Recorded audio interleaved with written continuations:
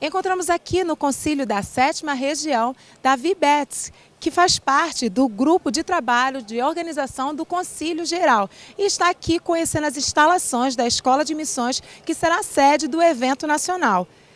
Tudo bem? Tudo bem. Queria que o senhor falasse qual a sua avaliação, né, desses dias de concílio, desse evento, da estrutura do evento. Nós temos tido uma visão muito boa do que está acontecendo, né?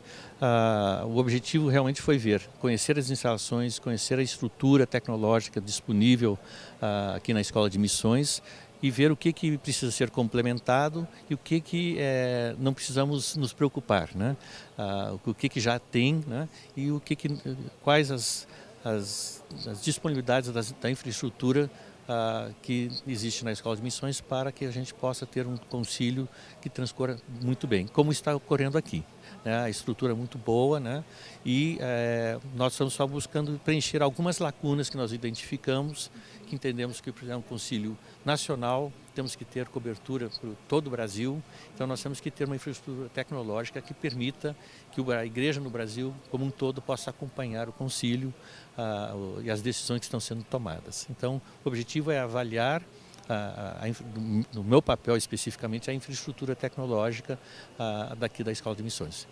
Em relação a essa questão da infraestrutura, o senhor pode adiantar para a gente alguma das novidades que vão ser aplicadas, né, no Concílio Geral? Então, uma das questões que nós estamos aqui para avaliar é o sistema de votação eletrônica que está sendo usado aqui, para ver como a adequação dele para as votações e as decisões que têm que ser tomadas pelo Concílio Geral. E a avaliação está muito positiva, a infraestrutura de votação funciona muito bem, bem confiável, né? Então estamos bastante tranquilos nesse sentido. Existem algumas lacunas que nós estamos avaliando junto a empresas, né, para ver qual empresa vai nos oferecer o pacote mais completo para as eleições. Uma das questões novas, né, é a questão da possibilidade, estamos avaliando, inclusive terá que ter aval do Colégio Episcopal, é a possibilidade de usar a votação eletrônica para a eleição dos bispos.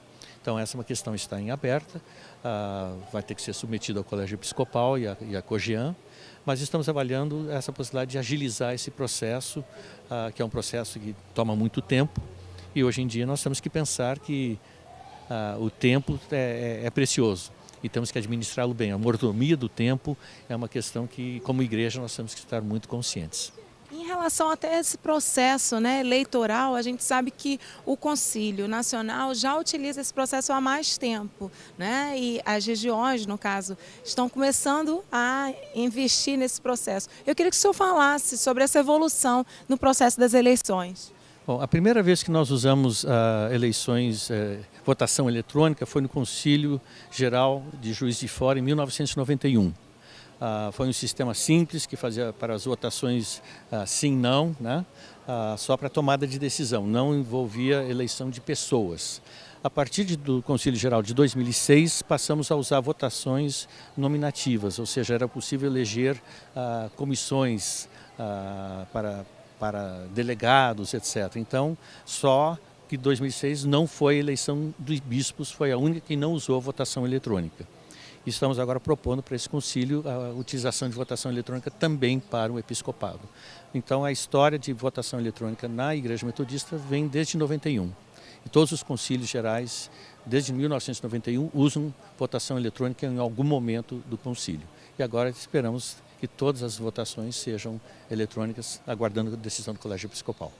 Eu queria que o senhor falasse um pouco da sua ligação com a Igreja Metodista, sua história dentro da igreja. Bom, essa é uma história que vai longe, né?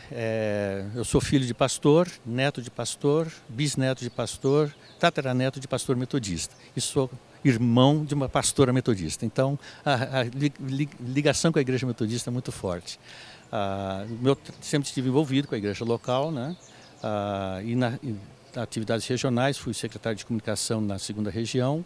E depois, posteriormente, fui secretário-geral de comunicação da igreja na década de 80, representando a igreja, inclusive em órgãos mundiais de comunicação. E a partir disso, então, sempre estive envolvido em conselhos diretores, conselho editorial do Expositor Cristão. Então, sempre tive esses vínculos de atividades como membro da igreja, né, como leigo, buscando exercer um ministério dentro da igreja. Tá? Então, essa carreira, digamos, fui convidado, então tenho participado dos concílios gerais na área de infraestrutura desde 1987. Então todos os concílios gerais e os extraordinários que houveram, com exceção de 1997, eu respondi pela parte de tecnologia dos concílios gerais. E na região também atuei bastante com uma equipe forte das instituições regionais, nos concílios regionais, especificamente da terceira região, também com infraestrutura e votação eletrônica, som, vídeo, gravação, transmissão e etc. Muito obrigada pela sua entrevista e agora a gente fica na expectativa, né, para o evento nacional que será em julho, não é isso? Perfeito. Isso aí, então até lá, que Deus abençoe o senhor, que acompanhe os nossos vídeos no nosso canal.